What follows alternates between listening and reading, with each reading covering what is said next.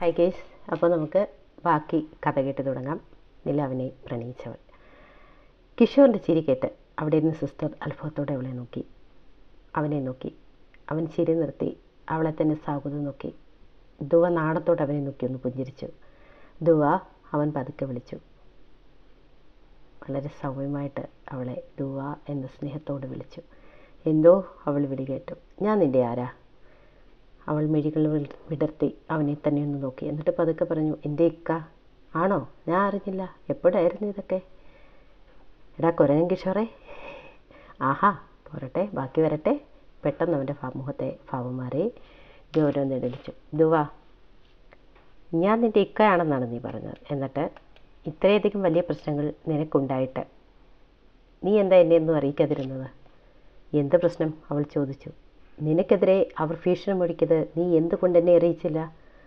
ഓ, അതാണോ? അതിനിപ്പോൾ എന്ത് സംഭവിച്ചെന്നോ? ദേതുവാ, എനിക്ക് ദേഷ്യം വരുന്നുണ്ട് കേട്ടോ. നീ ഇപ്പോൾ ഇവിടെ കിടക്കുന്നത് ഒരു മർഡർ അറ്റംപ്റ്റാണ്. അതറിയുമോ നിനക്ക്? വാട്ട്? കിഷോർ, നീ എന്താ പറഞ്ഞത്? അതെ, എനിക്ക് അവന്മാരെ പൂട്ടണം.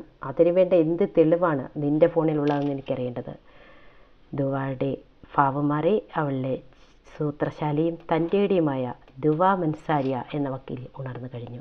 അവൾ തൻ്റെ ഫോണിൻ്റെ പ്രത്യേക ഫോൾഡർ ഉണ്ടായിരുന്ന തെളിവുകൾ അവന് കാണിച്ചു കൊടുത്തു. ഞാൻ ഇറങ്ങുന്നു. എൻ്റെ നാടാ, നിൻ്റെ മുഖം പാടിയല്ലോ? അവൻ ചോദിച്ചു. എന്താ, നിൻ്റെ ആദ്യം കാണണോ? അവൻ ദുബായോട് ചോദിച്ചു. അതേ എന്നവൾ തലയനക്കി കാണിച്ചു. ഞാൻ അവനെ വിളിച്ച് പറഞ്ഞേക്കാം അവൻ വരും നിന്നെ കാണാൻ. അത് വേണ്ട, അവൾ പറഞ്ഞു. എന്തേ? പെട്ടെന്ന് അവിടെ കണ്ണു നിറഞ്ഞു. വേണ്ട. എന്താ പെൺകുട്ടിയെ? വേണ്ട. അവൻ അവളുടെ മൂഡ് മാറ്റാൻ ശ്രമിച്ചു. പെട്ടെന്ന് ആരോ ഡോറിൽ തട്ടി. കിഷോർ തിരിഞ്ഞു നോക്കി. അവൻ കണ്ടു ആദി പുറത്ത്. അവൻ തിരിഞ്ഞ് ദുബായെ ഒന്ന് നോക്കി.